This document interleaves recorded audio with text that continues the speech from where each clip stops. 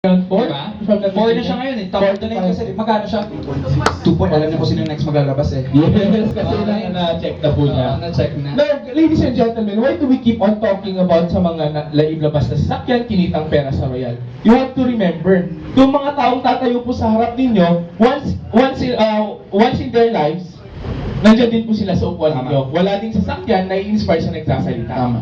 Once in their lives po, nangangarap din po sila magkasakyan. Pero ito maganda, nagawa na nila, at kung nasan kayo ngayon, kung nasan sila ngayon, doon papunta lahat ng nakaupo at nakikinig sa Yes! Ganun po. Tama! Tama! Kaya sa mga bago po dito, don't get us wrong. Why do these people keep on boasting about what they get? We don't boast, we don't brag. We inspire you Yes, na from an that's true. ordinary person, you could become extraordinary. From zero to hero. Yes! Alright. Yes! Tama? Paninindigan lang talaga ako sa commitment sa negosyo. Tama talaga Yung eh. walang titigil talaga, for sure, mabagal na ang 6 months na walang mangyari sa Tama talaga eh. Okay. Correct. So, speaking ng paninindigan at commitment, isa po siya sa may pinakamatinding paninindigan at commitment sa Royal. Oo. Papakilala natin siya kasi siya ang pinaka dahilan kung bakit may Royal Branch ng Baguio Tama. and may Spartans. Yes. Kaya po kayo lahat nandito ngayon. Yes! Okay mga kaibigan, pwede po ba kung yung kay Appleton, binigyan po natin siya ng napakainit na pag-welcome. Siyempre po, ito taga Baguio po mismo. So dapat dapat lang din po natin na bigyan ng mas mainit na palakpakan. Tama po ba? Yes. Dapat po ba? Yes. Dapat po rinig na rinig po hanggang sa Royal Africa. Saan ka talaga sa South Africa? No? Tama! Ito ka nang galing. Dapat po. Hindi, pinapasaya lang namin kayo. Medyo kasi seryoso kayo. Oo nga eh. Kasi seryoso ninyo. Ito po pinakamalapit. Yung sigaw po dapat ninyo maririnig doon para lahat po ng mga taga South Africa na member, download po ninyo lahat. Yes! Di ba? Okay? Okay? Ano naman natin siya? Pwede ba? Prep muna tayo. Tayo na po tayo mga kaibigan. Okay lang, tayo na po tayo. Kasi kailangan may may in-order pa nga po kami espada dito sa gitna eh. Hindi lang nakaabot. Galing pa kasi South Oo, Africa. pinigilan ng ibang companies. Okay? So mga kaibigan, let's welcome our Supremo Spartans, Mr. Adrian Mark Alipin!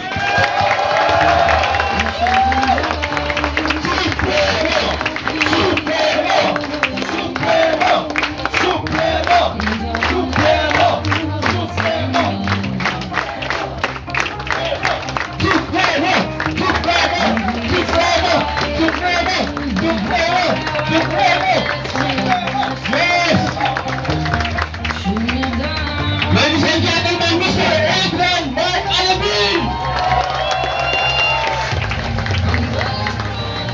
Okay. Alright, good evening Baguio. Good evening Baguio.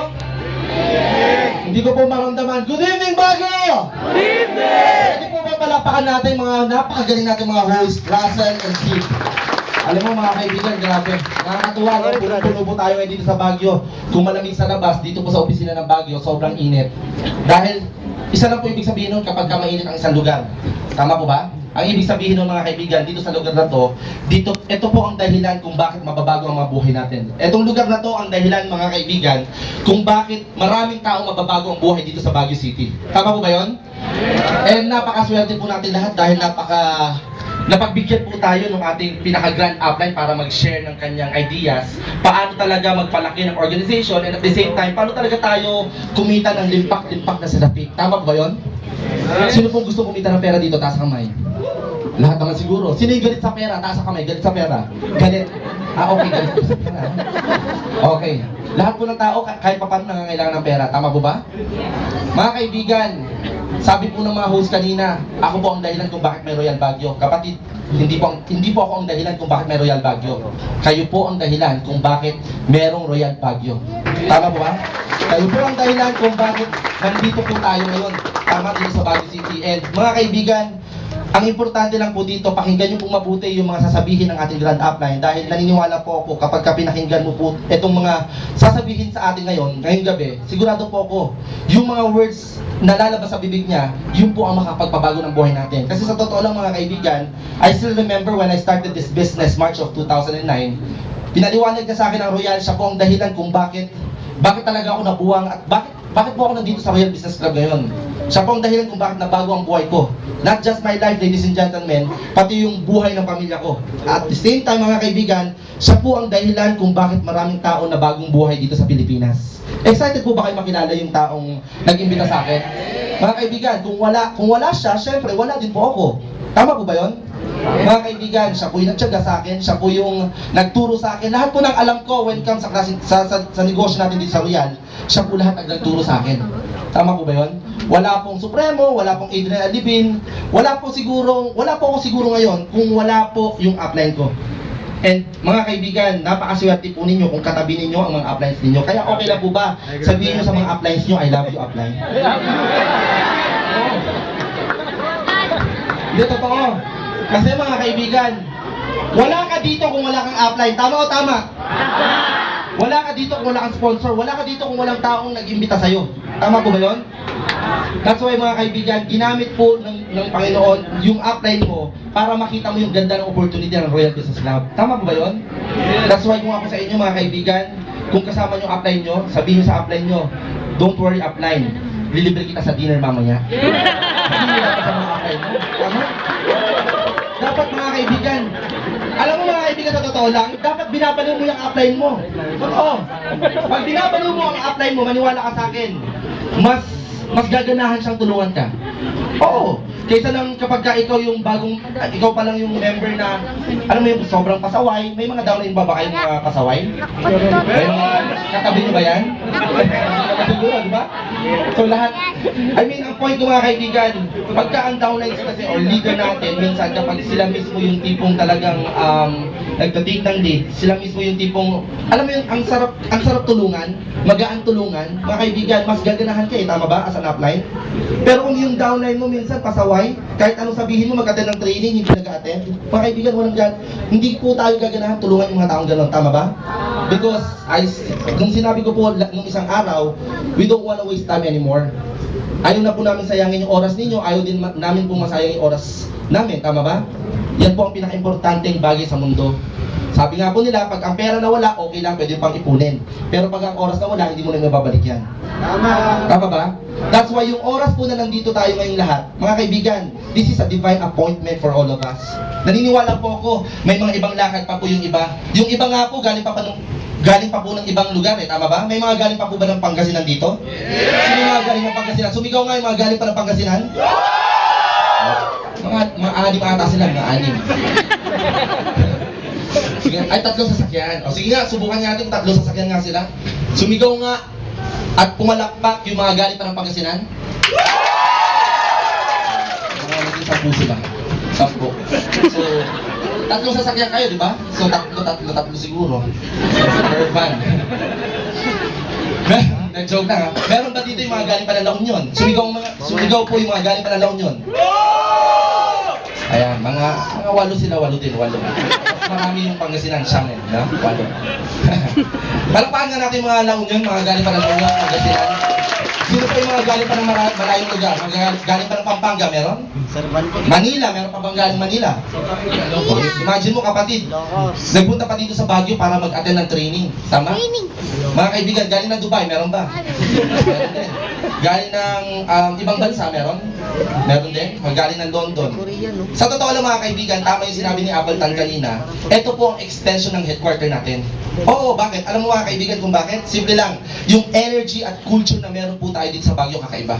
Ibang klase mga kaibigan. That's why sinabi ko nga, pinag-uusapan po ang Baguio City. That's why you're so blessed and lucky because you have a very good team and a very good leaders to back you up. That's why wala po dapat tayong ikatakot, wala ka dapat ikahiya na isa ka sa mga royalista dito sa Baguio City. Palakpakan nyo nga po yung sarili ninyo. Now, mga kaibigan, katawag sa inyo kanina, I'm sure excited na po ang lahat marinig yung ating main speaker tonight.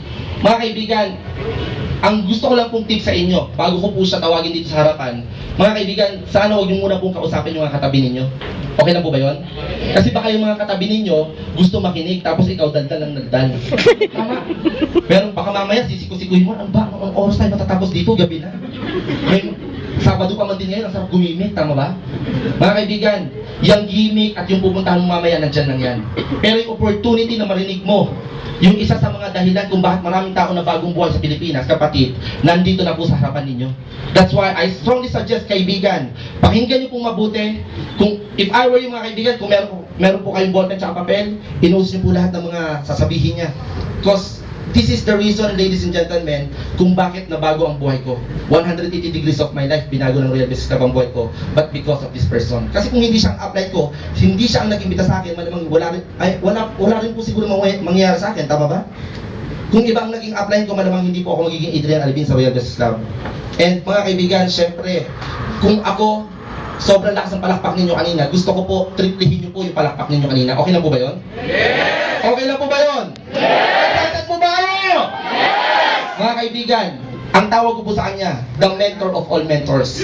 Kapatid, ito po yung guru kung tawagin. To the highest level ang kanyang wisdom. That's why we're so blessed. Dahil mga kaibigan, sa sobrang busy po niya, sa sobrang dami niyang appointment at kausap, kapatid, binigyan po tayo ng oras dito ngayon sa Baguio City. Excited po ba kayo marinig yung sponsor natin? Yes! Yung pinaka-grand upline natin, excited po ba kayo marinig? Yes! Mga kaibigan, siguro hindi ko napapatagalin. Siyempre mga kaibigan, gusto ko pagka parating pa lang siya, huwag kayong titigil sa kapapalakpak hanggat wala pa po siya dito sa harapan. Okay po ba yun? Yes! Kailangan yung palakpak at sigaw ninyo naririnig po hanggang Pangasinan at La Union. Okay ba yun? Yes! Okay po ba yun? Yes! Parang yung iba. Parang ang lakas naman ata masyado nung pagsigaw na yan pagka hanggang La Union. Pero mga kaibigan, kung gaano kalakas ang pagsigaw mo at pagpalakpak mo, ganun din kalakas ang magiging cheque mo sa Royal Business Club. Ganun din kalakas ang magiging network mo dito sa Royal Business Club. Kami ba ba yan?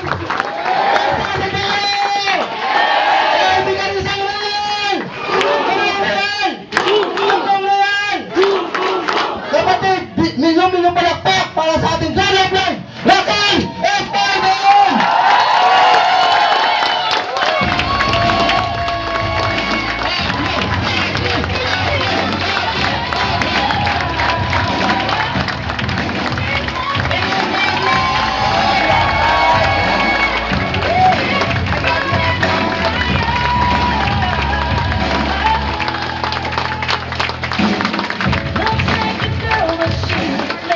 Thank you so much. Palakpakan po natin ang napakagaling na leader ninyo dito sa Baguio City.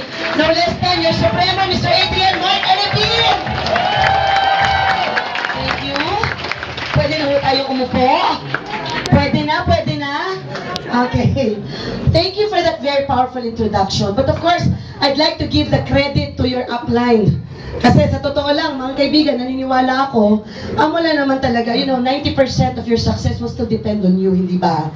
The reason bakit lumaki po ang Baguio at talagang binalik-balikan ko po ito kasi nakita ko may isang local leader na talagang willing to step up and take the lead. And that is your upline, Mr. Adrian Mark Alipin. Palakpakan naman natin. Okay? So anyway, good evening po sa inyo lahat. Good evening. Good evening. Alright, so masyado kayong hyper, ano? Anyway, sino dito po yung mga first time pa lang attend ng RDO? Taas po mga kamay. First time, come on. Pwede ba palakpakan naman natin yung mga first time? And I'm sure marami po sa inyo, ngayon pa lang din ako nakita at maririnig yung kwento ko, hindi ba? Okay, because I see new faces here. Dahil medyo matagal-tagal na po bago ako nakabalik dito sa lugar ninyo, sa Baguio City. So, just to give you a brief background about myself, kasi alam nyo, bawat isa po sa atin, we have our own, share of stories. Just like anyone here, alam nyo, nagsimula din po ako kung paano rin kayo nagsimula. Once upon a time, it was also first time, naimbitahan ako dito, naisip ko lang nung time na yun, i-part-time lang. Because at that time po, I was connected with a multinational real estate company and I was an executive property consultant. Actually, maganda lang pakinggan yung position ko, pero puro dating lang yun, walang datong. Diba? Parang mga manager lang, na puro joy lang, walang money. Aanin ko naman yung posisyon, yung title, hindi ko pwede ipambili ng gamot sa magulang ko. Kasi may sakit po ang parents ko. Ako ang breadwinner. Kaya kailangan ko kumita ng hindi lang sapat, kung hindi higit pa sa sapat. Kaya lahat ng pwedeng pagkakitaan, basta't moral, etikal at legal, sinusunggaban ko yan. Lahat po ng pwedeng ibenta, wag lang puri, binibenta ko. Kaya nung binikita ko ng barkada ko, sabi, kikita. Actually, nung una, hindi ko pa masyadong absorb yung milyon-milyon na kitaan. I'm sure ganun din kayo. Sa umpisa, nakakalula naman talaga eh, hindi ba? Yung additional 5,000, 10,000 pesos per month, nadagdag lang naman, pambayad ng kuryente, malaking tulong na yun. Tama po ba? I'm based in Manila. Sa Manila po, kada kilos mo gastos. Ilang taon ako nagtatrabaho, wala po akong ipon, wala po ako naipundar. Kaya nung sinakita ko tong Royal, nagustuhan ko kasi it's an extra income. Wala naman tatanggalin eh, kung hindi idadagdag lang. Tama, mali? But you know, as days pass by, habang mas nakikilala mo, every day will be a learning day. You cannot understand everything in one sitting. Yung isang upuan po, ma-absorb nyo lahat yung negosyo to. I don't think pwedeng gawin ng tao yan. Kasi alam nyo, kailangan talaga yung araw-araw na ginagawa mo sa negosyo to, the experiences that you will have, doon ka unti-unting natututo eh, hindi ba? Doon mo unti-unting naiintindihan yung kabuuan po ng negosyo. Actually, mga kaibigan, swerte na kayo kasi may mga ganitong klaseng training na. Well, aside from of course, meron na kayong napakagandang opisina po dito sa Baguio City. Kumbaga, everything was made so convenient and easy for you. Hindi ba? Kasi imbis na kailangan nyo pang pumunta ng Manila para umattend ng trainings, magbitbit ng tao, may opisina po kayo na para gawin lahat ng mga transaction dito. But of course, alam nyo na yung kwento ng Upline Adrian ninyo na dati wala namang office. And yet, sa isang tao po kasi na siguro desperado, mabago yung takbo ng buhay, walang malayo, walang malapit. Walang mahirap. Tama, mali? Tama. But personally, ganun din yung nangyari sa akin. Nung nakita ko itong business na to, I was so excited at that time. Considering po at that time, I could have all the reasons in this world to doubt this company. Because of course, everyone knows naman, wala pong nagsimula na may resulta na. Bakit ang Royal mismo, wala rin resulta nung pumasok po ako. I could still remember at that time, ang sabi nila, dito yayaman ka. Pero good news, wala pa pong maipakitang yumaman sa Royal. Yung speaker nga sasabihin, dito magkakakotse ka. Pero paglabas ng speaker, wala pang kotse. Diba? I mean, pwede ka magduda, hindi ba? Because marami sa atin to cease to believe eh. Ipakita mo muna bago naman kami maniwala. Sa isang mundo po, sa isang bansa na, you know, it's a third world countries, mas marami ang mahirap kesa sa mayaman. Papakita sa'yo na pwede kang yumaman at hindi ordinaryong pagyaman. Sa umpisa talaga, hindi ka naman agad maniniwala. Normal po yun. Ako naramdaman ko din. I also had those hesitations. But you know, at the back of my mind, iniisip ko, paano kung totoo yung sinasabi ng tao sa harap ko at hindi ako nakinig? Paano kung totoo yung sinasabi niya at hindi ako naniwala? Anyway, what is there to lose? Hindi ba? Bibigay ko lang naman like 2 hours of my time, every after office, etc. But you know, mga kaibigan, as time passed by, lumalalim ako sa negosyo kasi naniniwala po ako yung pagkabaliw mo sa negosyo o yung excitement mo, of course, that's important. That is very needed. Why? Because it's a people's business. Hindi ba? And you know, it's a magnet that attracts other people pag excited ka. But I also believe, yung excitement, that is not enough. Hindi sapat na baliw ka lang. Importante na na-strengthen mo yung belief mo sa ginagawa mo. Importante na iintindihan mo yung ginagawa mo. Naniniwala ka sa ginagawa mo. Kasi kung mas malalim ang pag-intindi mo sa negosyo to, no amount of discouragement, no amount of rejection ang makakapagpigil sa'yo. Tama, mali? Okay, yun yung nangyari po sa akin. Dahil nga sa araw-araw ko siyang ginagawa, natuto po ako. At least yung mga trainings na katulad po nito, mga kaibigan, malaking tulong ito. 7 years ago, wala kaming RDO. It was just all RBP. Natuto na lang kami, di ba? Katulad ninyo, pag first time ka. Well, pag attend mo ng RBP, baliw na baliw ka, excited ka eh. Pag uwi mo sa bahay, ano tanong mo? Naku, what's next? Paano ko ba ito sisimulan? You know, the hardest part in any job is getting started. Ang pinakamahirap sa lahat yung pag-uumpisa. Kasi kakapain mo talaga. You're practically blinded. Lumulutang ka, nadala ka lang doon sa emotions. Nayayaman ka. Tama, mali? Pero pag uwi mo ng bahay at nakasama mo, hindi naman mga taga-royal, unti-unti ka na nahihimas-masan. Tama? So that is mainly the reason bakit may mga nakita ka, pag nasa opisina, baliw na baliw, paglabas, makausap lang ng iba, mabilis manghatak ang negative eh. Hindi ba? Kaya kung hindi ka rin talaga buo ang loob mo, at talaga naiintindihan yung ginagawa mo, madaling magpahawa. That is the reason why you have to pause for a while. Kailangan ka muna tumigil sandali and learn. That is the importance of you attending the RTO. or Royal Distributors Orientation. Tama?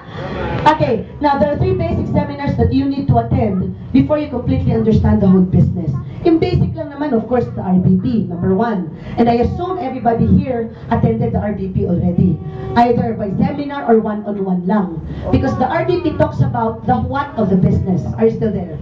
The RBP talks about the what of the business, concept ng negosyo. Ano ba yung negosyo? Well, of course, you have to attend the who or the product demonstration. Para meron kang product knowledge. Tama, mali? And yung pong pinaka-importante at pinaka-malupit is what you call the RDO. Kasi Royal Distributors Orientation, mga kaibigan, will basically teach you the different techniques and strategies on how you're going to start up the business. Are you still there? Yes. This is the why and the how of the business. Nakakuha niyo? Yes. Nakakuha niyo po ba? Yes. Okay. Now, gusto ko lang malaman, ano? Sino yung first time na attend ng RDO? First time. Sir, ano pangalan niyo po? Marvin. If I may ask, bakit ka nandito ngayon? To learn my distributor's orientation. Bakit mo gustong matuto? Bakit mo, why did you want to learn? You want to be a millionaire. Palakpakan natin si Marvin. Now, may ask someone again. Siguro ito yung mga first time. Pwede makita. Sir, what's your name? Severo. Bakit po kayo nandito ngayon? Malayo masyado.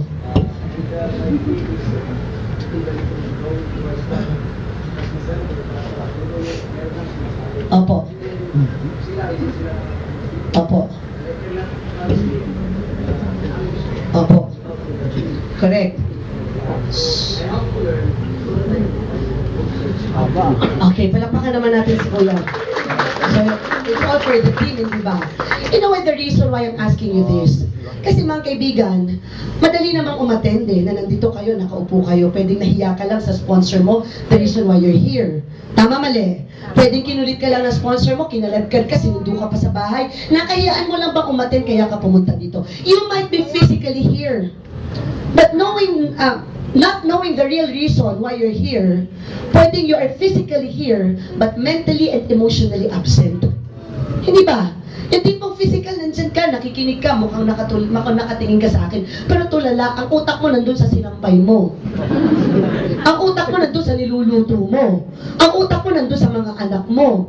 Kung gano'n din lang yung dahilan at pumunta ka dito na nakatulala ka lang and practically hindi malinaw ang dahilan bakit ka umupo sa harap ko. Mga kaibigan, I won't be surprised. Kahit nakaupo ka at nakatingin sa akin, lalabas ka ng kwartong to na hindi mo naintindihan kung bakit ka nandito. Right? In other words, mga kaibigan, you know, every time, bakit ko ito tinatanong sa inyo? Simple lang. Because every time I just noticed, every time po na nagkakaroon ako ng talk, alam nyo, nagkakaroon ako ng mga presentation, seminars, kahit saan kung saan lugar, hindi po pwedeng walang lumalapit sa akin at nagtatanong, Rax, upline, how did you do that? Paano mo ba ginawa yan? Everybody's so curious. How did I become a movers and shakers? Well, by the way, mga kaibigan, I've been in the business for almost 7 years. And I became a movers and shakers of the company after 5 years doing it. Okay? And maraming blessings ang binigay ng Panginoon po through Royal. Kaya hindi ko na kailangang isa-isahin dahil sobrang dami po talaga. You know, nabago talaga yung lifestyle namin, mga sasakyan, mga bahay, ilang condominium properties na rin na invest ko, pinaparenta ko yan. You know, my money is now working for me. Nakakatawa eh, di ba? Kaya talaga, kaya 2 days ago lang, I just bought another condo unit na binili ko, na ipaparent ko next month, may another tenant na naman. Ang dami kong gustong gawin pag ako nagkapera, sabi ko sa sarili ko dati. Kayo din, hindi ba? Tama, mali? Tama. Pero kailangan mo na magkapera muna bago gawin yung mga bagay na yan. Tama? So God is so good dahil hinayaan niyang mangyari po yan sa akin. Pero mga kaibigan, a lot of people are so curious asking me, bakit kayo yumaman? Bakit nangyari sa'yo to? Especially those people na, hindi naman po ako nakitang ganito naman ako. I also started from a humble beginning. You know, a lot of people are so curious about how did I do it? Paano ko ito ginawa? How? Di ba kayo din ganyan kaya kayo nakaupo? How did you do that? Paano ba mag-re-invite? Paano ba magpalaki ng grupo? Paano ba maging milyonaryo? Tama, mali? Yung paano na yan, basically skills yan eh. Galing yan. at napapag-aralan yan, natututunan. Sa katunayan, sa araw-araw nyo gagawin ang royal, matututunan nyo yung tamang pag-i-invite, tamang pakikipag-usap sa tao. So if you will ask me, how did I do it? Paano mo ito ginawa? Para sa akin mga kaibigan, yung how, that is just easy. Yung tanong na paano, madali lang yan. Pero para sa akin, why is more important? Bakit ko to ginagawa? That is basically more important. You know why? Okay, bakit? Example, sinabi sa'yo, tumalon ka ng building. Nandun ka sa penthouse, 30th floor. Itinuro kung paano ang tamang pagtalon. Tatalon ka ba kaagad? Kahit alam mo kung paano. Hindi. Why? Hindi mo kasi alam kung ano ang dahilan bakit ka pinapatalon. Pero pag sinabi sa iyo, kailangan mong tumalon kasi nasusunog yung building. And the only way out, kailangan tumalon ka. Sa tingin ko po, mga kaibigan, kahit hindi itinuro sa iyo ang tamang pagtalon, makakatalon ka eh. Tama? Why? Kasi may malalim kang dahilan para gawin mo yung bagay na yun. Guys, are you there? Katulad yung pag-attend nyo dito, paano pag-attend? Hindi naman importante kung nandito kayo. Ang importante, dapat alam mo ang dahilan bakit ka nakaupo ngayon. Kasi para sa akin, ang tao, pag may matinding dahilan, matinding trabahong binibigay, matindi ang resultang nakukuha. So it all depends on the why. Bakit mo ito ginagawa? So mga kaibigan, sana bawat isa sa atin, bago talaga sabihin mo sa sarili mo na talaga seryoso mo ginagawa ang negosyo to, sana alam mo rin sa sarili at sa puso mo kung bakit mo kailangan gawin ang royal. Why do you have to do this business? You should have that compelling reason. Otherwise, kung mababaw lang yan, mahirapan ka lang ng konti, madaling sabihin, ayoko na. You know, the easiest thing to do is to give up. Am I right? Ang pinakamadaling sabihin, tama na, ayoko na, ang hirap-hirap naman, na-reject na ako, na-discourage na ako. It's easy to say, tama na, it's enough na. Pero kung may matindi kang dahilan, bakit mo ito ginagawa, hindi ka para tumigil. Agree? Tama le? Okay, parang may isang aso, may nakita siyang butoy, natalkalad ka ng tricycle. Hindi ba pansinin mo sa isang barangay po, may isang aso lang na tumakbo? Magugulat ka, isang buong barangay ata doon. Lahat ng aso sa buong barangay nagtatakbo na rin. E mapapansin mo, yung mga asong nagsunuran, after a while, huminto rin. And surprisingly, yung huling-huling asong natitirang tumatakbo, yung unang-unang asong tumakbo mula kanina. Why? Kasi yung mga asong huminto, sa totoo lang, hindi rin nila alam yung dahilan bakit sila tumatakbo. Tama mali. So ano yung isang aso tumakbo, sabi, bro, ba't ka ba tumatakbo? Hindi ko nga alam kasi nakita ko tumakbo ka. Eh ikaw, bakit ka ba tumakbo? Eh hindi ko nga alam kasi nakita ko tumakbo kayo lahat eh. Eh bakit ba kayo tumakbo? Eh kasi sila tumakbo eh. So nung napagod, nagutom, nahirapan, madaling sabihin, tama na nga, tigilan na natin tong kalokohan na to. Madaling sabihin, tama na, tigilan na natin to. Kasi hindi malinaw ang dahilan bakit nila ginagawa yung bagay na yun. Pero bakit yung huling-huling asong natitirang tumatakbo, hindi tumitigil? You know why? Napakalinaw sa kanya ng dahilan bakit niya ginagawa yun. Hey there. Yeah. So you have to know exactly what you really want and know why you want it. Dapat malinaw sa'yo yun. Salamat to sa nakabibig ng palagpasan. Dapat malinaw. Dapat alam mo at dapat malalim. Kasi kung sasabihin sa'yo ng upline mo, humakot ka ng tao ha? Eh kasi upline, ang hirap mag-invite eh. Sounds family? Ang hirap mag-invite eh. Eh kasi upline, di ako makapunta ng seminar kasi walang magbabantay ng bahay. Diba? Bakit kailangan bantayan ng bahay? Tatakbo ba yan?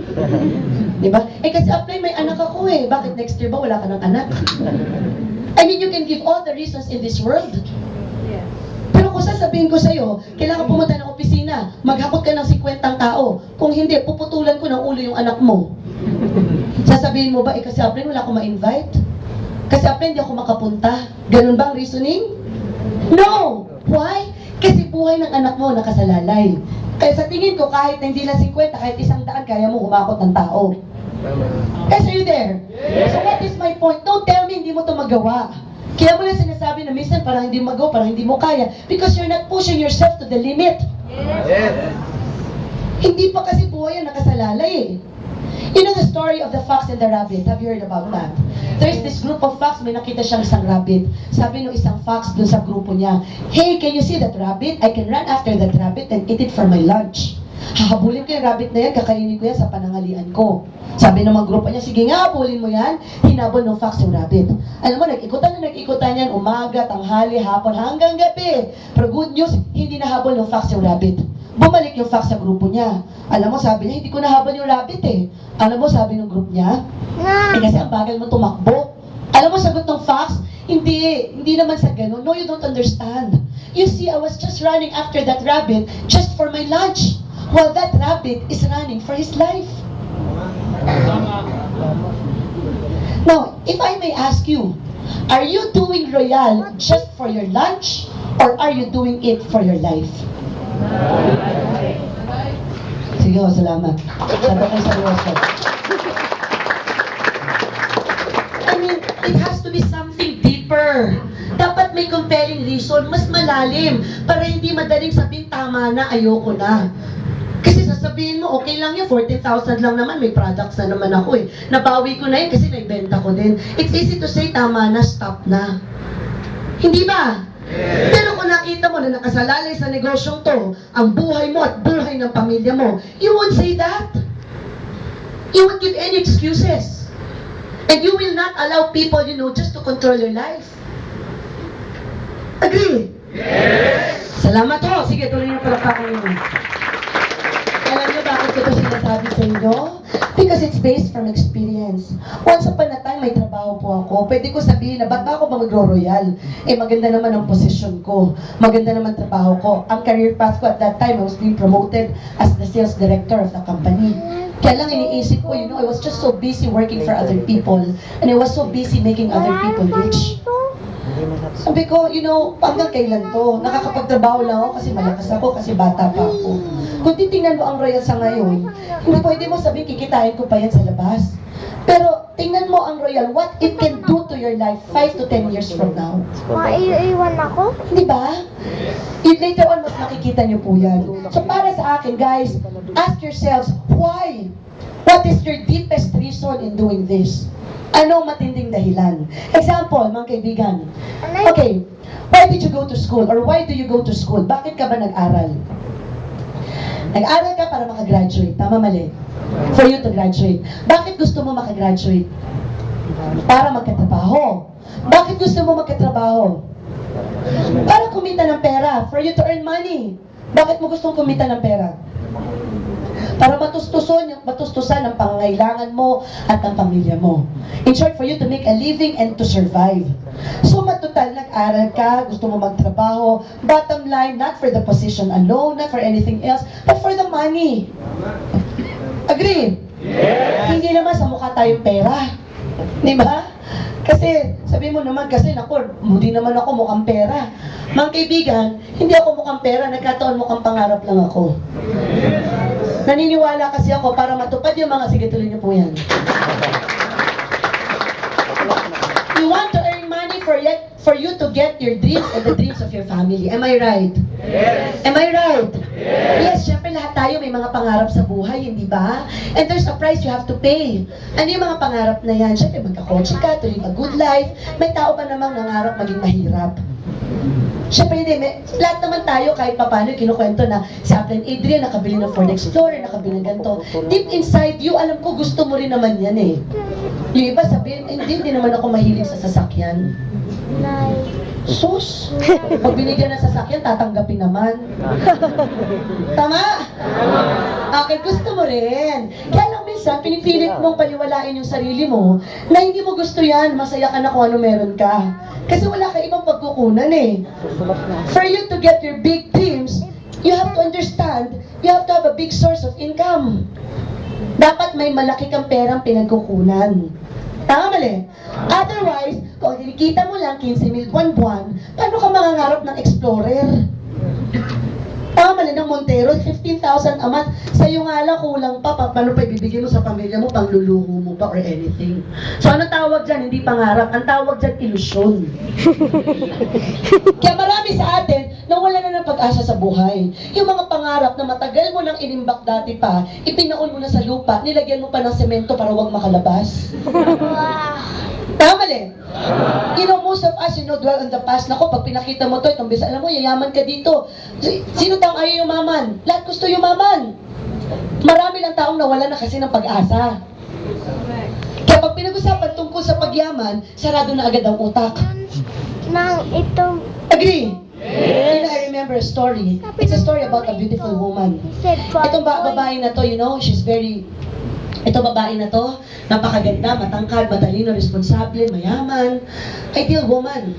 Sabi niya, pag ako nagka-boyfriend, gusto ko gwapo din, matangkad, mayaman, matalino, responsable, dapat ideal man din. 25 anyos na hindi pa nagka-boyfriend. Sabi niya, pwede na sa akin ang mayaman, matalino, responsable, kahit huwag ng gwapo. 35 anyos na wala pang jowa. Sabi niya, pwede na sa akin mayaman, matalino. Ito good news, 50 anyos na wala pang boyfriend. Alam mo, sabi niya, pwede na sa akin, basta lalaki.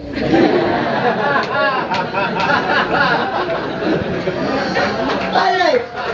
Now, let me just relate it sa ating buhay. Ano po? Nung tayo grade school, nung tayo high school, we were full of ambitions. Pag ako nakagraduate na, nagkatrabaho sa isang magandang kumpanya, sumusweldo na, huwag ka mag-alala, paparenovate yung bahay natin, lalagyan ko yan ng swimming pool. Pag ako na, nakagraduate na, natanggap sa trabaho, sa isang magandang kumpanya, sumasahod na, huwag ka mag-alala, bibili ko yung dream car natin, brand doon, ng BMW. Nay, pag nakagraduate na ako, nagtatrabaho sa isang magandang kumpanya, sumasahod na, huwag ka mag-alala, punta tayo sa ibang bansa, magbabakasyon tayo dyan. Guys, nung ikaw nakagraduate ka na, nagtatrabaho ka na, sumasahod ka, wala pang 20 mil sa isang buwan. Nagtrabaho ka sa magandang kumpanya, nakuha mo yung dream job mo, but your dream job doesn't follow a dream income. It might be your dream job, but it's not a dream income. Tama mali? Now, how can you get your dreams? So, ano sabihin mo sa nanay mo? Nay, hindi naman natin kailangan ng malaking bahay para maging maligaya. Tama na yung sama-sama tayo, nagmamahalan.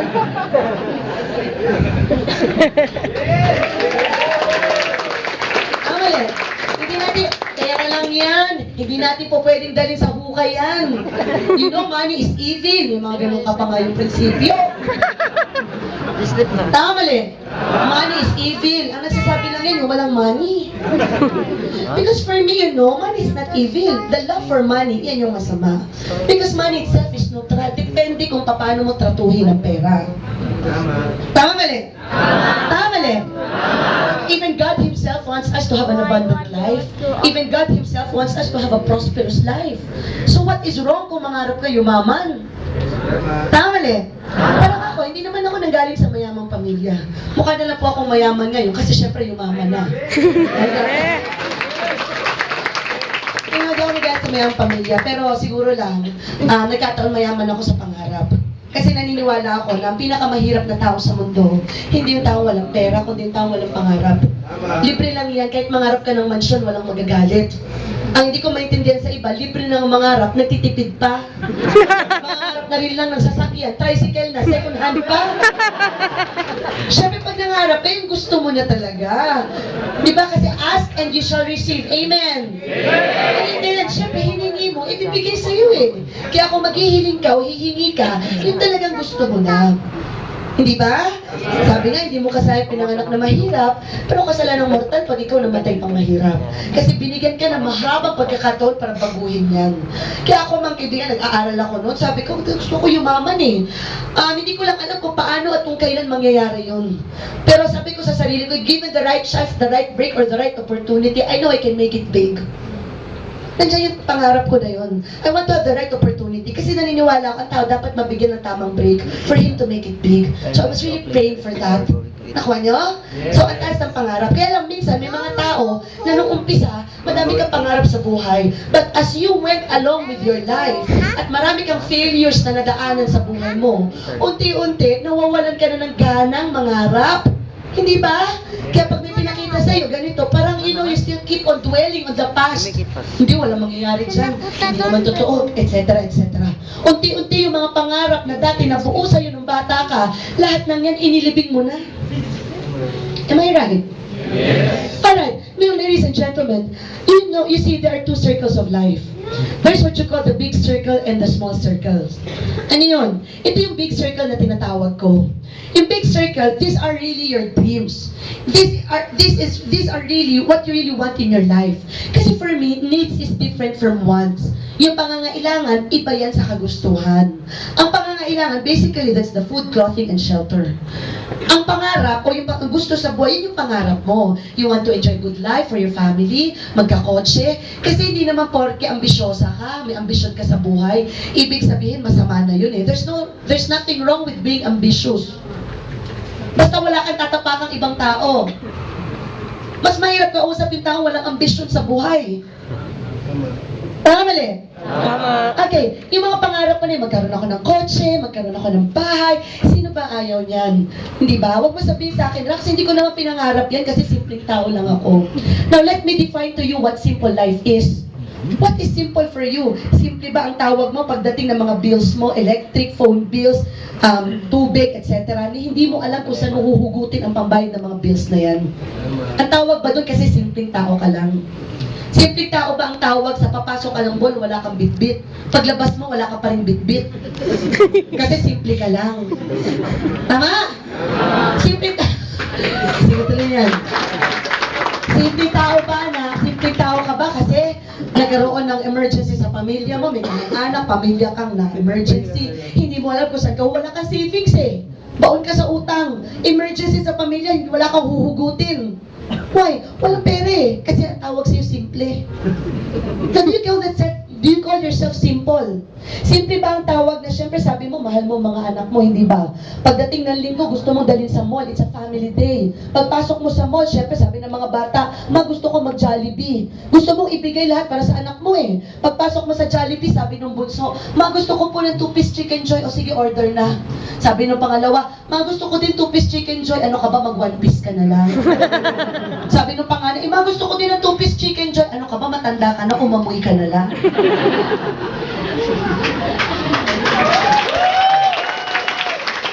Na okay lang ito mga anak kasi we are a simple family. Now you call that simple. For me, hindi simple ang tawag dyan. That is not a simple life. That is a mediocre life. Hindi simple ang tawag doon. Ang tawag doon, miserableng pamumuhay. Hindi ba? Kasi mas simple pa rin, may bills ka na kailangan bayaran, may nakatabi ka ng pera doon para pambayad. Mas simple yun eh. Tama eh. Mas simple, may pupuntahan kang ibang lugar, hindi mo na kailangan marap ng tricycle, ng jeep, etc. Kasi paglabas mo ng bahay mo, may kotse na doon, may driver ka. Mas simple yan para puntahan mo yung pupuntahan mo. Tama eh. Tama. Okay, mga kaibigan, ibig sabihin, ang simple, pwede ka namang mayaman, na simple pa rin. Kasi para sa akin, yung gano'n na problema ka sa pera, mas komplikadong pamumuhay yun. At kailangan daw yung kahirapan, hindi mo inaalagaan kasi parang sakit yan. Pag ang sakit, inaalagaan mo, hindi nawawala. Kaya pag ang kahirapan, ini-enjoy, pinipilit mo rin i-enjoy. Tama? At inaalagaan mo, hindi rin yan mawawala. You know, everything, sabi nga nila, di ba, kailangan maisip mo. Everything starts from the creation of the mind. Mamaya explain ko po sa inyo yan. Hindi ba? Everything in this world is created twice. First is the creation of the mind, followed by the manifestations in reality. Ibig sabihin, pati pala ang pagyaman, bago mangyari sa isang tao, dapat matatak muna sa utak niya na pwede siyang yumaman. Kasi kung sa utak pa lang wala na, walang mangyari. Tama mali? Tama mali? Tama. Tama? So, ano ibig ko sabihin? You have the big circle, nandiyan yung kotse, yung bahay, makapag-travel. You want to enjoy that kind of lifestyle. Again, mga kaibigan, sinasabi ko po, you know, money may not be the most important thing in this world. Hindi ko sinasabing pera ang pinakamahalagang tao sa mundo. Hindi naman pera lang ang nagbibigay ng happiness sa tao. Pero you have to realize na kailangan natin ng pera para mapaligaya natin yung mga taong mahalaga sa buhay natin. Paano mabibili yung gamot ng nanay mo na may sakit? Pwede mo ba sabihin na, ito yung pagmamahal ko. Pakibigay mo yan sa butika.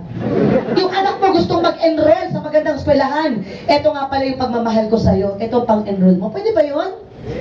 Pwede ba yun? Yes. Ibig sabihin mga kaibigan, you know, we guys have to be practical. That we need big money for us to get our big dreams. Agree? Yes. Alright. This is your big circle. This is the life that you really want. ever since. Magkaroon ng mga branded clothes, makapag-shopping ng walang konsensya, jewelries, cash, etc. Tama? O yung mga girls, di ba, hilig natin shopping eh. Tama, mali. Pag ikaw nasa-shopping ka, saan ka una tumitingin? Sa presyo, di ba? Kukuha ka ng sapatos, saan una mong tingin? Sa likod, sa price. Tama, mali. Bibili ka ng damit, anong kunin mo? Sa price. Tama, mali. Okay. Pero kasi, you know, limited eh. No, yung big circle natin, unti-unti na lumiliit na. This is the small circle. Itong small circle na to, unti-unti mga kaibigan, ito na lang nagiging pangarap natin. Pansinin mo, bakit po sa mall? Pagpasok ng BER, September, October, November, December, hindi niyo ba napansin? Bakit talagang halos hindi mahulugang karayom lahat ng malls? Lahat ng mga tao puntahan lahat sa malls. You know why? Kasi during Christmas season, doon na lang natin natutupad yung maliliit na goals natin. Doon ka na lang nakaka-realize mag-grocery, mag-shopping, because of the Christmas bonus, 13th month pay. Ano yun? Yung mga pangarap po, yun na lang, grocery, home appliances, cellphone, laptop, masaya ka na. Bilis ko. Tama po ba? Makabili ka na ng cellphone na bago, naku, baliw na baliw ka na, para ka nakabili ka ng bahay. Why? Kasi yung big circle mo, it turns out to be, you know, a small circle. Na natutupad na lang during, you know, season, like Christmas. Tama mali. Kaya doon punong-puno mga tao. Guys, are you still there? Yes! Okay. Now, mga kaibigan, tingnan niyo po ano. Okay. Now, how do you pursue your dream? Lahat ba may mga pangarap sa buhay? Yeah! Okay, how do you pursue it? Of course, we have to understand, for us to pursue our dream, we have to be an entrepreneur. You and I know, kailangan magne-negosyo tayo. There's nothing wrong with employment. I myself was an employee. Hindi ko naman sinabing sisantihin ninyo ang amo ninyo. Pero mga kaibigan, you know, employment is not wrong. But I still believe that doing it for the rest of your life is wrong. Employment should only be done temporarily. For you to pursue your dream, you have to understand that you have to be an entrepreneur. Magne-negosyo ka talaga. Tama mali? Parents ko employed yan for 20 years. Nagtrabaho ko yan sa mental hospital. Doon sila nagkakilala. Hindi sila pasyente doon. Medtech po sila doon. 20 years. Sa 20 years po na paninilbihan, pagtatrabaho, wala kami naipundan na sariling bahay. Ang naipundan lang namin isang 1970 model na Toyota Corolla. Tumutunog lahat, pero masira. Power steering pa 20 years yun. Di ba, have you heard, you know, yung mga ganyang kwento? 10 years in service, 15 years in service, kahit isang gulong walang naipundan. Yung masyado kang nalibang sa ginagawa mo, nagulat ka na lang, matanda ka na. Tama mali. You know, that's the greatest regret siguro that, you know, will happen sa buhay ko. That I reached the age of 60 years old or 50 years old, and then I will look back and regret. At sasabihin ko, sana when I was a little younger, mas naging aggressive ako. Sana when I was a little younger, nagnegosyo na lang ako. Kasi tama sabi ni Adrian kanina eh, yung oras hindi mo na maibalik. No. Guys, are you there? Yes! Okay, so you and I know you have to be an entrepreneur. Tama? Okay. Now, mga kaibigan, what are the options that you have so that you can build your fortune? Let's talk about building your fortune. Huwag tayong mangarap na makaraos lang. Kasi hindi dapat pinapangarap na makaraos. Bakit? Eh yung tambay nga, walang trabaho, nakakaraos yun eh. Tama, tapos ikaw nagtatrabaho ka, goal mo makaraos lang din. Eh nagpagod ka pa, magtambay ka na lang, parehas lang kayo ng resulta. Tama eh. You're working so hard, wala kang time sa family mo, sa sarili mo, 8 a.m. to 5 p.m. you were working hanggang gabi, inuwi mo pa trabaho sa bahay nyo, at the end of the day, wala ka nang ipon, may utang ka pa rin. At least nakakaraos. Yung kapitbahay mo ganun din, walang ipon, may utang din, pero okay lang, at least hindi pagod.